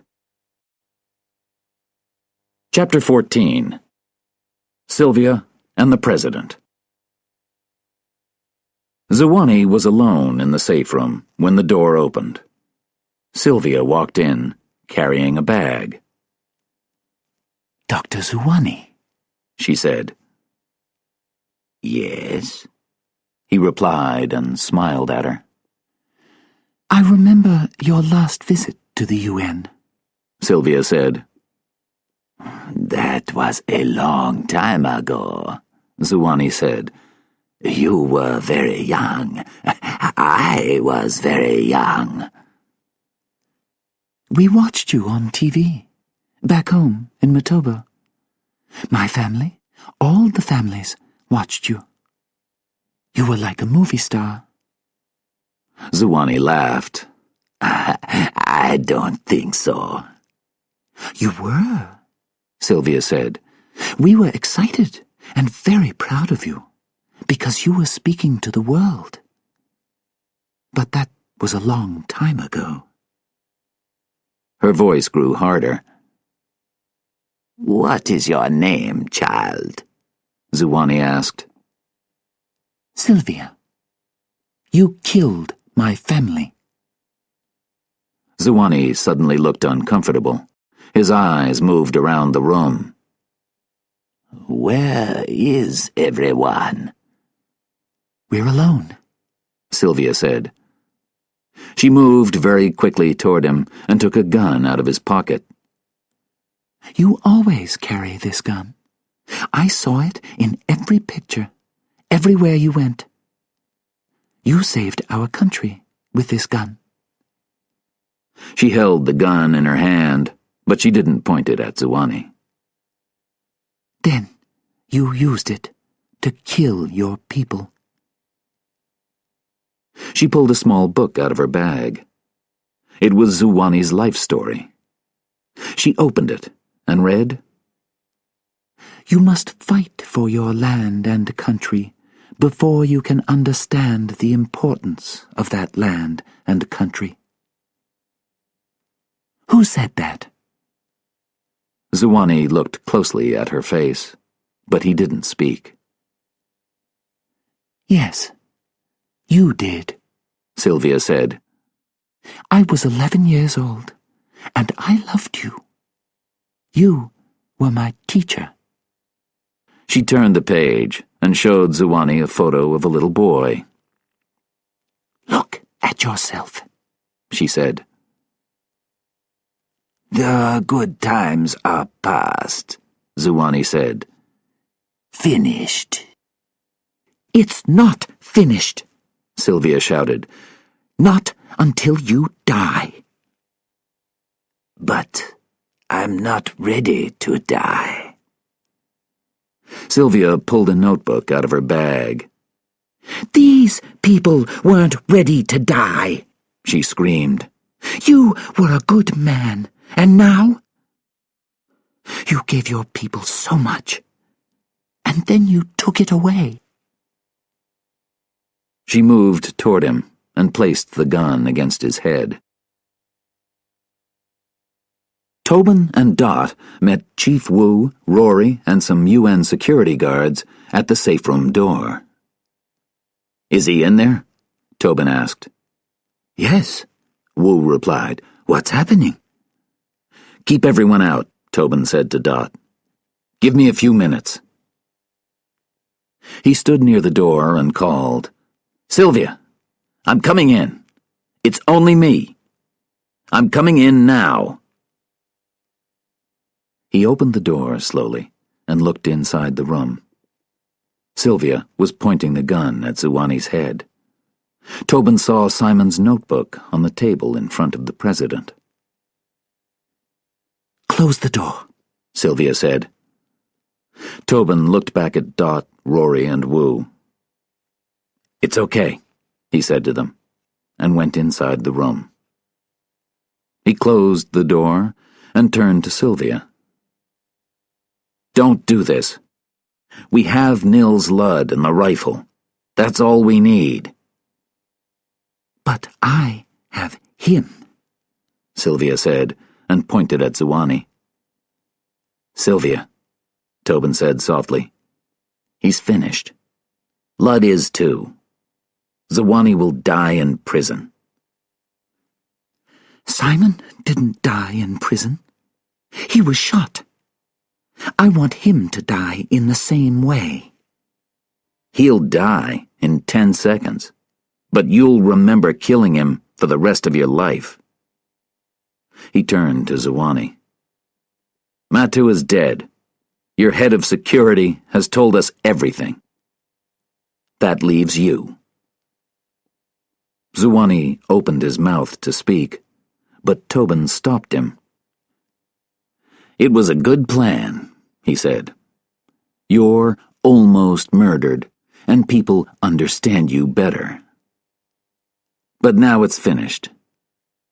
You'll go to court. Sylvia pressed the gun harder against Zuwani's head.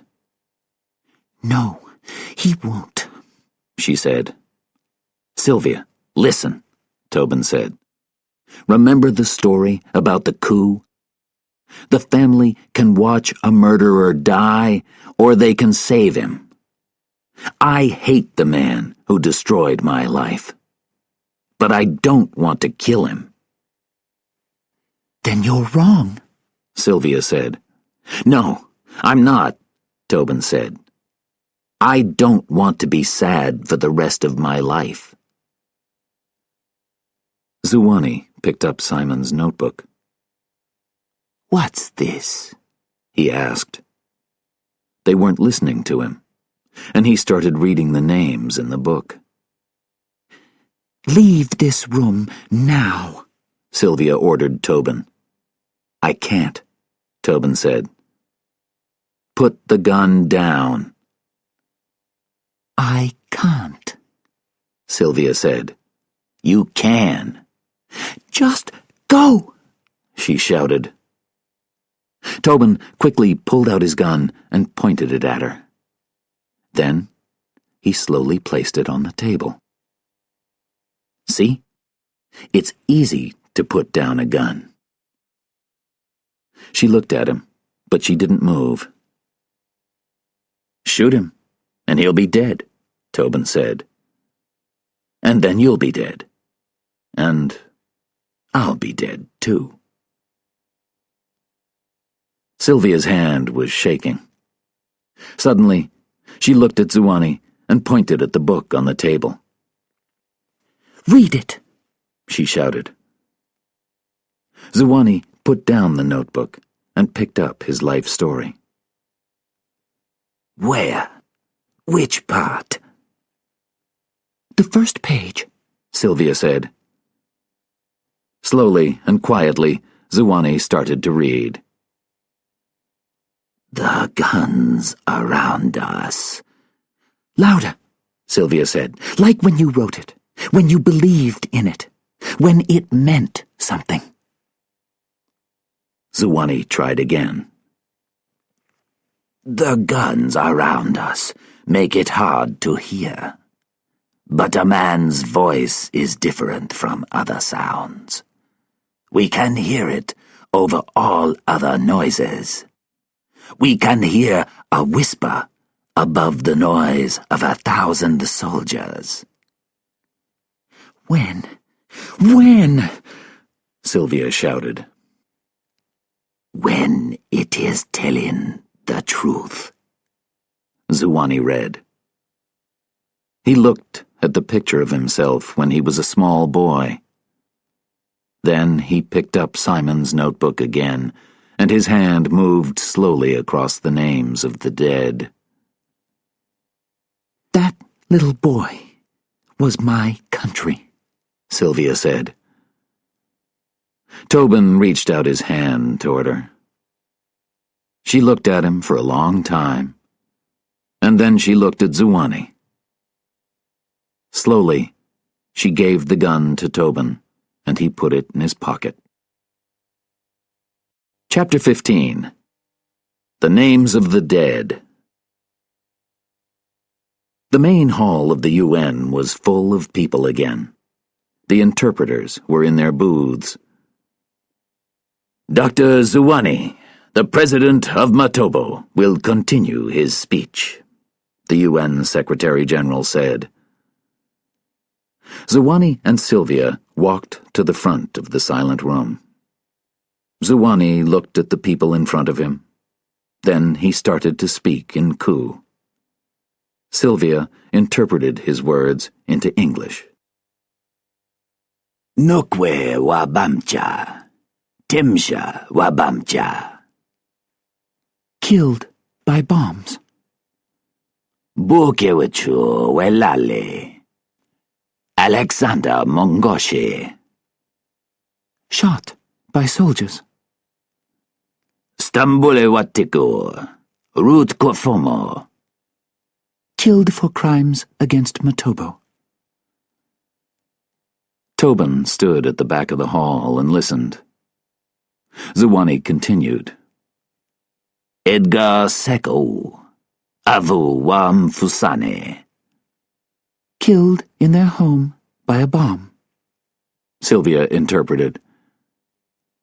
There were microphones inside the hall, so the protesters outside the building could hear Zuwani's words.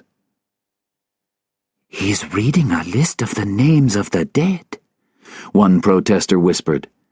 He's saying that he murdered them. Inside, too, people were beginning to understand. Zimwe wan guama, dukura wan boko. Holding a newborn child, Zuwani said in Ku. I don't know its name. And then, in English, I'm sorry. He looked at Sylvia. He read the names for a long time. Finally, he said, Simon Broome. And Sylvia repeated in English, Shot to death. 2 days later, the sun was shining on New York.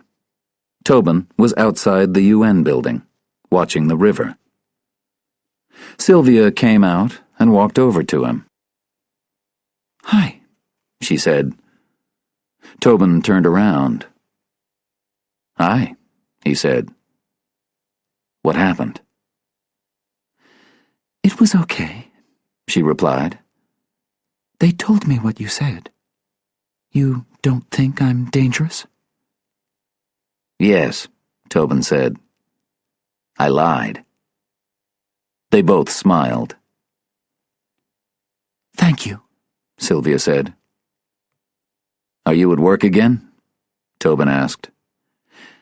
"No," Sylvia said. "they didn't believe you. I'm going home." "Home? To Africa?" "Yes." Sylvia said quietly. "I miss it. I never had the time to tell you. I miss the animals at night, the rain, the smells." "Well, we've got rain here, and smells," Tobin said, and pointed at the river. "There's nobody there for you in Africa, is there?" "No," she said. "but I can remember them there." "You can remember people anywhere," Tobin said. Sylvia understood that he was thinking about his wife. She touched his arm. "My job has changed," he continued. "Who am I protecting? I need to know. Maybe I need a change." "Have you visited Africa?" Tobin laughed. "I was born in New York, and I went to school on the same street. Then I came across the river to Manhattan. It's not far." "You're a traveler." Sylvia smiled. "I've known you for 5 or 6 days. It feels much longer." "When are you leaving?" Tobin asked. "Tomorrow." Sylvia said. "Will you be safe? Is there another Zuwani in Matobo?" "No. That can't happen. We won't let it." Tobin smiled at her. "You're already there, aren't you?" he said softly. Then he pointed at the water. "Hey, look. We're on the same side of the river now." "Will you be okay?" Sylvia asked. "Will you tell me?" She turned to leave, but he stopped her. He pulled her close and kissed her. Then she moved away. "You'll always know," Tobin said. Sylvia walked a few steps away from him and then stopped again. "What was her name? Your wife?" she asked. "Lori Keller," Tobin said. "Killed in a car accident in Santa Fe. 23 days ago." Sylvia smiled sadly at him and said a few words in Ku. Tobin guessed the meaning. "Rest in peace," he said.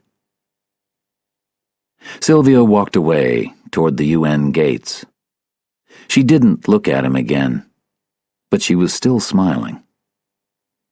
Tobin looked back at the calm, wide river and across it toward Africa.